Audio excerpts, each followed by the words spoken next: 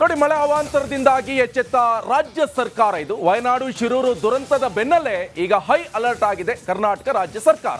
ಪಶ್ಚಿಮ ಘಟ್ಟದಲ್ಲೂ ಕೂಡ ಭೂ ಪರಿವರ್ತನೆಗೆ ತಾತ್ಕಾಲಿಕ ತಡೆಗೆ ಈಗ ಸಿದ್ಧತೆಯನ್ನ ಮಾಡಿಕೊಂಡಿದೆ. ಪ್ರಸ್ತಾವನೆ ಸಲ್ಲಿಸಲು ಅರಣ್ಯ ಸಚಿವ ಈಶ್ವರ್ ಖಂಡ್ರೆ ಸೂಚನೆ ಕೊಟ್ಟಿದ್ದಾರೆ. ಪಶ್ಚಿಮ ಘಟ್ಟ ಸಂರಕ್ಷಿಸುವಂತ ನಿಟ್ಟಿನಲ್ಲಿ ಹೊಸ ಪ್ರಸ್ತಾವನೆಗೆ ಎಲ್ಲ ರೀತಿಯಾದಂತಹ ಸಕಲ ಸಿದ್ಧತೆಯನ್ನ ಈಗ ರಾಜ್ಯ ಸರ್ಕಾರ ಮಾಡ್ಕೊಳ್ತಾ ಇದೆ. ಪಶ್ಚಿಮ ಘಟ್ಟದ ಭೂ ಪರಿವರ್ತನೆಗೆ ಹೊಸ ನಿಯಮಾವಳಿಗೆ ಸಿದ್ಧತೆಯನ್ನ ಮಾಡಿಕೊಂಡಿರುವಂತ ತಾತ್ಕಾಲಿಕವಾಗಿ ಎಲ್ಲ ಭೂ ಪರಿವರ್ತನೆ ಪ್ರಸ್ತಾವನೆಗೆ ಈಗ ತಡೆ ಹಿಡಿಯಲಾಗಿದೆ. ಇನ್ನೇನಾದ್ರೂ ಮಾಡ್ಬೇಕಂತ ಹೇಳಿದ್ರೆ ಪರಿಸರ ತಜ್ಞರ ಅಭಿಪ್ರಾಯ ಪಡಿಬೇಕು. ಆದ್ರೆ ಈಗ ಪರಿಸರ ತಜ್ಞರೇ ಈಗ ಒಂದು ತಡೆಯನ್ನ ಹಿಡಿಲಿ ಅಂತ ರಾಜ್ಯ ಸರ್ಕಾರಕ್ಕೆ ಒಂದು ಪ್ರಸ್ತಾವನೆಯನ್ನ ಸಲ್ಲಿಸಿದ್ರು ಅರಣ್ಯ ಸಚಿವ ಈಶ್ವರ್ ಖಂಡ್ರೆ ಸೂಚನೆ ಮೇರೆಗೆ. ನೋಡಿ, ಈಗಾಗಲೇ ಗಮನಿಸ್ತಾ ಇದ್ವಿ, ಒಂದ್ ಕಡೆ ನಿರಂತರವಾಗಿ ಈ ಮಲೆನಾಡು ಭಾಗದಲ್ಲೆಲ್ಲ ಏನು ಮಾಡ್ತಾರೆ ಅಂತ ಹೇಳಿದ್ರೆ ಈ ರೆಸಾರ್ಟ್ಗಳು, ಆಮೇಲೆ ದೊಡ್ಡ ದೊಡ್ಡ ಅಲ್ಲಿ ಒಳಗಡೆ ಹೋಟ್ಲ್ಗಳೆಲ್ಲ ಮಾಡ್ತಾರೆ. ಅಂಥ ಜಾಗಗಳನ್ನೀಗ ಪರಿವರ್ತನೆ ಮಾಡಬಾರ್ದು ಎನ್ನುವಂಥ ನಿಟ್ಟಿನಲ್ಲಿ ಈಗ ಕ್ರಮ ಕೈಗೊಳ್ಳಲು ಸೂಚನೆ ಕೊಟ್ಟಿದ್ದಾರೆ. ನಾಳೆ ಆಸ್ಪತ್ರೆಗೆ ಹೋಗೋ ಮುನ್ನ ಯೋಚಿಸೋದು ಒಳ್ಳೆಯದು. ಯಾಕಂತ ಹೇಳಿದ್ರೆ ನಾಳೆ ಖಾಸಗಿ ಹಾಗೆ ಸರ್ಕಾರಿ ಆರೋಗ್ಯ ಸೇವೆಯಲ್ಲಿ ವ್ಯತ್ಯಯ ಆಗಲಿದೆ. ಕೋಲ್ಕತ್ತಾ ವೈದ್ಯ ಹತ್ಯೆಯನ್ನು ಖಂಡಿಸಿ ನಾಳೆ ವೈದ್ಯರು ದೇಶಾದ್ಯಂತ ಹೋರಾಟಕ್ಕೆ ಸಜ್ಜಾಗಿದ್ದಾರೆ. ಈ ಹಿನ್ನೆಲೆ ರಾಜ್ಯದಲ್ಲೂ ಕೂಡ ಸರ್ಕಾರಿ ಮತ್ತು ಖಾಸಗಿ ಆಸ್ಪತ್ರೆಗಳ OPD ಬಂದ್ ಆಗಲಿದೆ. ತುರ್ತು ಚಿಕಿತ್ಸೆ ಮಾತ್ರ ಸಿಗಲಿದೆ.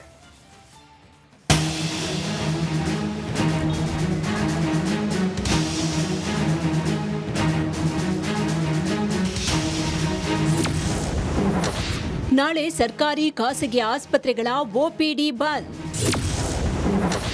24 ಗಂಟೆವರೆಗೂ OPD ಸೇವೆ ಕಂಪ್ಲೀಟ್ ಸ್ಥಗಿತ. ಕೋಲ್ಕತ್ತಾದಲ್ಲಿ ವೈದ್ಯ ಅತ್ಯಾಚಾರ ಹತ್ಯೆಯನ್ನ ಖಂಡಿಸಿ ನಾಳೆ ಇಂಡಿಯನ್ ಮೆಡಿಕಲ್ ಅಸೋಸಿಯೇಷನ್ ಪ್ರತಿಭಟನೆಗೆ ಕರೆ ಕೊಟ್ಟಿದೆ. IMA ಕೊಟ್ಟಿರುವ ಕರೆಗೆ ಸರ್ಕಾರಿ ವೈದ್ಯಾಧಿಕಾರಿಗಳ ಸಂಘ, ಖಾಸಗಿ ಆಸ್ಪತ್ರೆಗಳ ಒಕ್ಕೂಟ ಮತ್ತು ಹಲವು ವೈದ್ಯಕೀಯ ಸಂಘಗಳು ಬೆಂಬಲ ಕೊಟ್ಟಿವೆ. ನಾಳೆ ಬೆಳಿಗ್ಗೆ 6 ಗಂಟೆಯಿಂದ ಭಾನುವಾರ ಬೆಳಿಗ್ಗೆ 6 ಗಂಟೆವರೆಗೂ ಅಂದ್ರೆ 24 ಗಂಟೆ OPD ಬಂದ್ ಆಗಲಿದೆ. ನೈಟ್ ಟೈಮ್ ಡ್ಯೂಟಿ ಮಾಡ್ತಾ ಇರೋ ಟೈಮಲ್ಲಿ ಈ ಥರ ಎಲ್ಲ ಆದರೆ ನಾವು ಏನು ರಾಮರಾಜ್ಯ ಸ್ಥಾಪಿಸ್ತೀವಿ.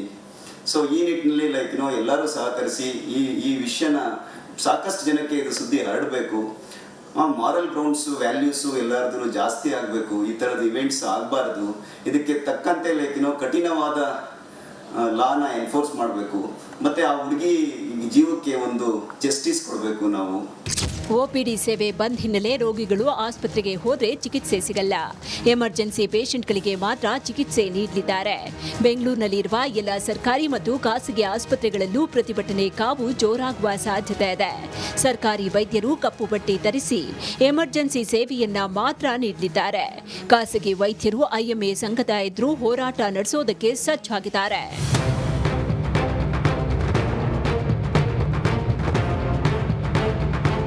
ಮಲ್ಟಿ ಸ್ಪೆಷಾಲಿಟಿ ನರ್ಸಿಂಗ್ ಹೋಮ್ ಜೊತೆಗೆ ಕ್ಲಿನಿಕ್ ವೈದ್ಯರು ಕೂಡ ಮುಷ್ಕರಕ್ಕೆ ಬೆಂಬಲ ನೀಡುತ್ತಿದ್ದಾರೆ. ವೈದ್ಯರ ಪ್ರತಿಭಟನೆಗೆ ಆರೋಗ್ಯ ಸಚಿವ ದಿನೇಶ್ ಗುಂಡೂರಾವ್ ಕೂಡ ಪರೋಕ್ಷವಾಗಿ ಬೆಂಬಲ ನೀಡಿದ್ದಾರೆ. ಪ್ರತಿಭಟನೆ ಉದ್ದೇಶ ಸರಿ ಇದೆ, ಅವರ ಹಕ್ಕನ್ನ ಅವರು ವ್ಯಕ್ತಪಡಿಸಲಿ ಅಂತ ಹೇಳಿದ್ರು. ರಾಜ್ಯಾದ್ಯಂತ ದೇಶಾದ್ಯಂತ ಮಾಡೋದಕ್ಕೆ ಹೊರಟಿದ್ದಾರೆ. ಅದು ಆದರೆ ಎಲ್ಲ ಎಮರ್ಜೆನ್ಸಿ ಸರ್ವಿಸಸ್ ಆಸ್ಪತ್ರೆ ಜನರಿಗೆ ಯಾವುದೇ ತೊಂದರೆ ಆಗದೆ ಇರೋ ರೀತಿಯಲ್ಲಿ ಮಾಡ್ತೀವಿ ಅಂತ ಡಾಕ್ಟರ್ಸ್ ಎಲ್ಲ ಹೇಳಿದ್ದಾರೆ. ಅದರಿಂದ ಅವರು ಆ ರೀತಿಯಾಗಿ ಮಾಡಲಿ. ಆದರೆ ನಾನು ಈಗಾಗಲೇ ಮೊನ್ನೆ ನಮ್ಮ ಪ್ರಿನ್ಸಿಪಲ್ ಸೆಕ್ರೆಟರಿಗೆಲ್ಲ ಹೇಳಿದ್ದೀನಿ, ಅವರು ಸ್ಟ್ರೈಕ್ಗೆ ಹೋಗ್ಬೋದು, ನಾವು ಇದನ್ನು ಮಾಡಬಾರ್ದು ಅಂತ ಹೇಳೋದಿಲ್ಲ. ಯಾಕಂದರೆ ಉದ್ದೇಶ ಒಳ್ಳೆಯದೇ ಇದೆ. ಆದರೆ ಸಾರ್ವಜನಿಕರಿಗೆ ತೊಂದರೆ ಆಗದಿರೋ ರೀತಿಯಲ್ಲಿ ಮಾಡಲಿ ಅಂತ ನಾನು ಹೇಳ್ತೀನಿ. ಇನ್ನು ಪ್ರತಿಭಟನೆಗೆ ಯಾರೆಲ್ಲ ಬೆಂಬಲ ಸೂಚಿಸಿದ್ದಾರೆ ಅಂತ ನೋಡೋದಾದ್ರೆ IMA ವ್ಯಾಪ್ತಿಯ 30,000 ವೈದ್ಯರು ಬೆಂಬಲ ನೀಡಲಿದ್ದಾರೆ. ಪನ ಬೆಂಬಲ, ಖಾಸಗಿ ಆಸ್ಪತ್ರೆಗಳ ಒಕ್ಕೂಟದಿಂದ ಬೆಂಬಲ, ಸರ್ಕಾರಿ ವೈದ್ಯಾಧಿಕಾರಿಗಳ ಅಸೋಸಿಯೇಷನ್, ಮಕ್ಕಳ ವೈದ್ಯರ association, orthopaedic association, medical college ವೈದ್ಯರ ಅಸೋಸಿಯೇಷನ್, ಕರ್ನಾಟಕ ಸರ್ಕಾರಿ ವೈದ್ಯಾಧಿಕಾರಿಗಳ ಸಂಘ ಪ್ರತಿಭಟನೆಗೆ ಬೆಂಬಲ ನೀಡ್ತಾ ಇವೆ.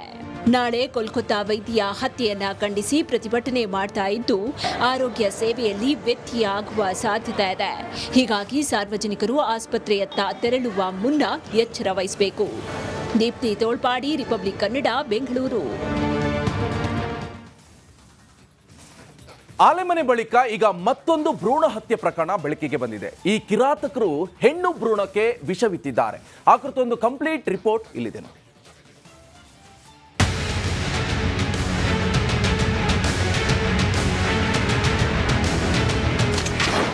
ಸಕ್ಕರೆ ನಾಡಲ್ಲಿ ಹೆಣ್ಣು ಭ್ರೂಣಕ್ಕೆ ವಿಷ.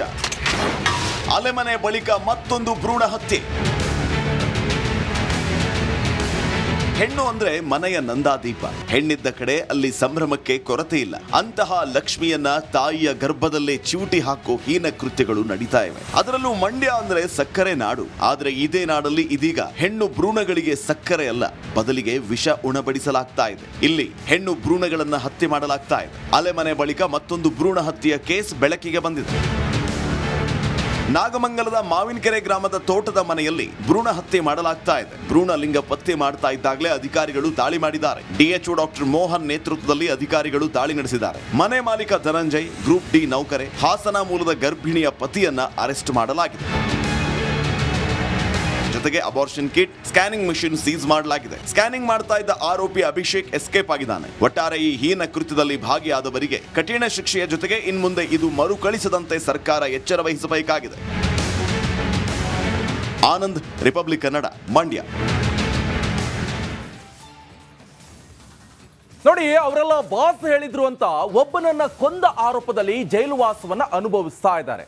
ತಪ್ಪೇ ಮಾಡಿಲ್ಲ ಅಂದವರಿಗೆ ಆ ಒಂದು ಸಾಕ್ಷ್ಯವೇ ಈಗ ಕುತ್ತಾಗುವಂತ ಲಕ್ಷಣ ಕಾಣಿಸ್ತಾ ಇದೆ. ಅಷ್ಟಕ್ಕೂ ಆ ಸಾಕ್ಷಿ ಯಾವುದು, ಕೊಲೆ ಸತ್ಯ ಬಿಚ್ಚಿಟ್ಟಿದ್ ಹೇಗೆ ಅನ್ನೋದರ ಡೀಟೇಲ್ಸ್ ಇಲ್ಲಿದೆ ನೋಡಿ.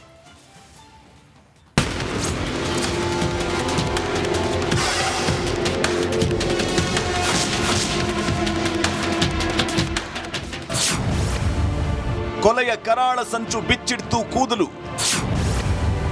ಕಾರಲ್ಲಿ ಹೇರ್, ಆ ಆರೋಪಿಗೆ ಟ್ರಬಲ್.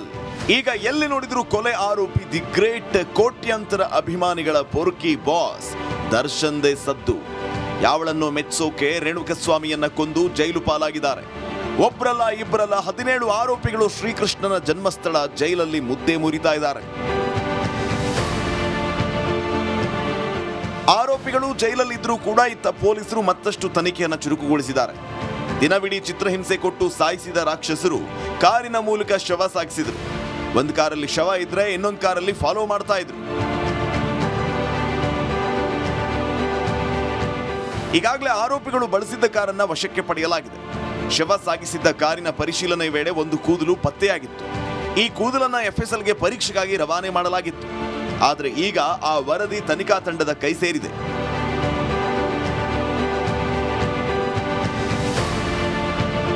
ಎಫ್ಎಸ್ಎಲ್ ವರದಿಯಲ್ಲಿ ಬೆಚ್ಚಿ ಬೀಳಿಸುವ ಸತ್ಯ ಹೊರಬಿದ್ದಿದೆ. ಶವ ಸಾಗಿಸಿದ ಕಾರಿನಲ್ಲಿ ಸಿಕ್ಕಿದ್ದ ಕೂದಲು ಆರೋಪಿ ಕೂದಲ ಜೊತೆ ಮ್ಯಾಚ್ ಆಗಿದೆ. ಕೆಲ ಆರೋಪಿಗಳ ಪೈಕಿ ಒಬ್ಬ ಆರೋಪಿಯ ಹೇರ್ ಸ್ಯಾಂಪಲ್ ಜೊತೆ ಮ್ಯಾಚ್ ಆಗಿದೆ.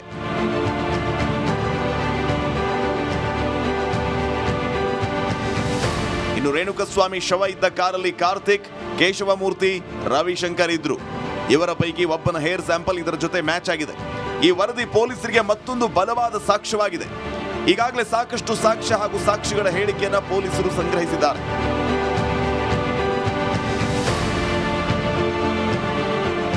ಈಗ ಈ ಕೂದಲು ಸ್ಯಾಂಪಲ್ ವರದಿಯು ಆರೋಪಿಗಳ ವಿರುದ್ಧ ಪ್ರಬಲ ಅಸ್ತ್ರವಾಗಿದ್ದು, ಆರೋಪಿಗಳು ಈ ಕೇಸ್ನಿಂದ ಮಿಸ್ ಆಗುವ ಸಾಧ್ಯತೆ ಸದ್ಯಕ್ಕಂತೂ ಇಲ್ಲ. Nagaraj, crime bureau, republic Kannada. ಇನ್ನೇನು ತುಂಗಾಭದ್ರಾ ಜಲಾಶಯದ ಗೇಟ್ ಕೂಡಿಸ್ತಾರೆ, ಸಿಹಿ ಸುದ್ದಿ ಕೇಳ್ತೇವೆ ಅಂತ ಅನ್ಕೊಂಡಿರುವಂತ ಕನ್ನಡಿಗರಿಗೆ ಈಗ ನಿರಾಸೆಯಾಗಿದೆ. ಸ್ಟಾಫ್ ಲಾಕ್ ಗೇಟ್ ಕೂಡಿಸುವಂತ ಕಾರ್ಯಕ್ಕೆ ಈಗ ಸಂಕಷ್ಟ ಎದುರಾಗ್ತಾ ಇದೆ. ಟಿಬಿ ಡ್ಯಾಮ್ನಲ್ಲಿ ಆಗ್ತಿರೋದಾದ್ರೂ ಏನು ಅಂತೀರಾ? ಇಷ್ಟು